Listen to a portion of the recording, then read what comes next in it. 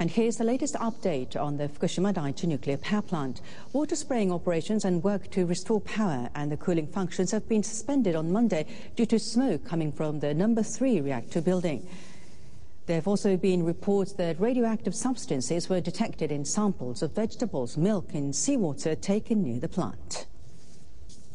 Work to restore power and the cooling functions at the Fukushima Daiichi nuclear power plant has been delayed. Tokyo Electric Power Company evacuated all employees working to restore power on Monday evening after smoke was seen rising from the number 2 and number 3 reactor buildings. TEPCO says the radiation level at the plant briefly increased after the smoke was detected but later fell. External cables have been installed and are ready to supply power to the number 1 and number 2 reactor buildings. If successful, that should clear the way for restoring the cooling systems to the reactors. The company can then monitor the temperature and water level of the reactors and the spent fuel storage pools. TEPCO also says the workers finished laying the electric cable to the number 3 and 4 reactor buildings on Monday. At the number 5 reactor building, power has been restored in order to resume normal operation. Radioactive substances have been detected in seawater samples taken near the Fukushima Daiichi nuclear power plant. Tokyo Electric Power Company checked the amount in samples taken from an area 100 meters south of the plant's water outlet at 2:30 p.m. on Monday.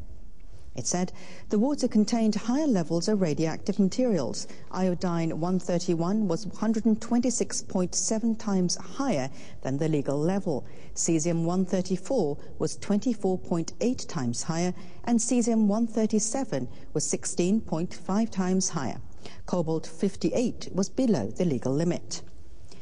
The electric company said it only conducted the test at one location and cannot tell the effects on marine life and seawater in the area. The company said it will carry out more tests in wider areas. And we now have an in-depth analysis of the latest situation at the Fukushima Daiichi plant from NHK World's Yoshiyuki Yamasaki. We have our science reporter, Mr. Yamasaki. So yesterday, there was progress in terms of hosing and the laying of power cables, but we saw some smoke. If you could explain that. Let's look at what happened at Unit 3, the grayish smoke that rose. We do not know the clear reason for that grayish smoke at this point in time.